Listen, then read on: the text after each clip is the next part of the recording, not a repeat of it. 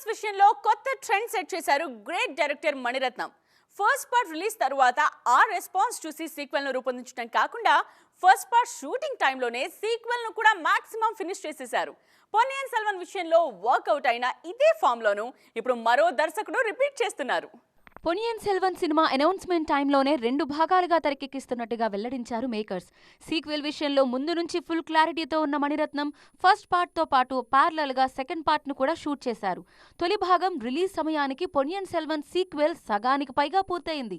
After release ఈ strategy సినిమాకు చాలా హెల్ప్ అయింది. ఇప్పుడు పొన్నియిన్ సెల్వన్ ఫార్ములానే రిపీట్ చేస్తున్నారు మరో గ్రేట్ డైరెక్టర్ శంకర్. ఇండియన్ కు 3 ను రిలీజ్ చేసేందుకు రెడీ అవుతున్నారు.